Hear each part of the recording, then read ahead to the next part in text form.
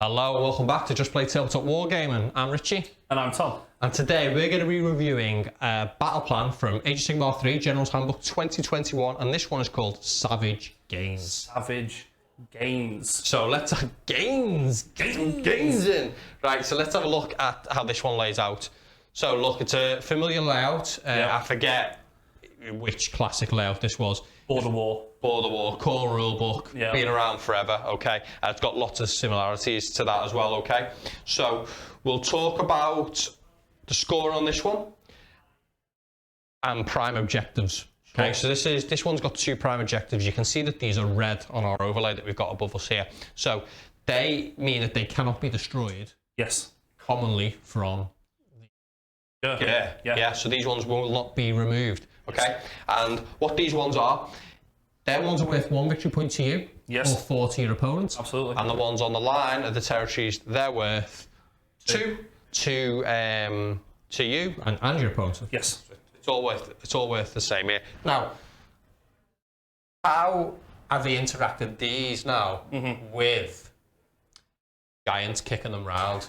Yes. So score 2 victory points if you control an objective that is not on the border of either player's territories.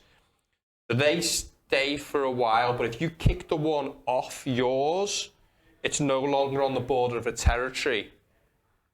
So it's worth 2 to you, right? Okay. And then score 4 victory points if you control the objective on the border of the opponent's territory. So if you kick the one on your own off, 2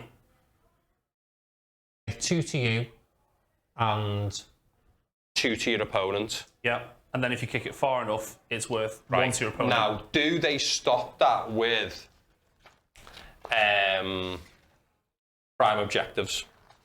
Can they not be moved as well? Where are the rules for prime objectives? Where are they? They're in the battle plan, aren't they, actually? The objectives listed on the board of each player's territory prime, unless noted, prime objectives cannot be removed from the battlefield. So they can be moved. Yep.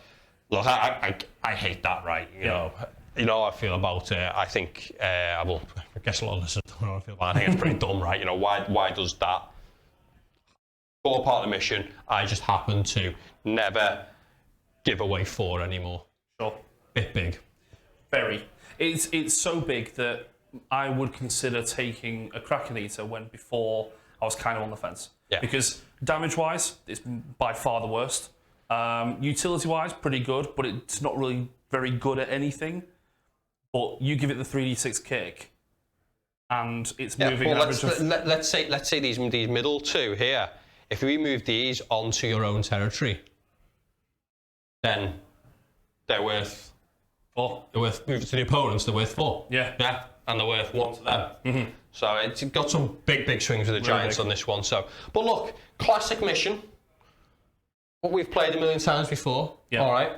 How this plays into some of the battle tactics is another one to think about as well. So these have got, it's got the big dead ground in the middle. Yep. So again, it's quite hard to get into the opponent's territory. Yes. So if you're struggling to get in there, you might not be able to get the one where you get 2 units into your opponent's territory because it's quite a small one, unlike the ones where the board's just split in half. Yep. Also, you've got some ones that are not wholly within your territory.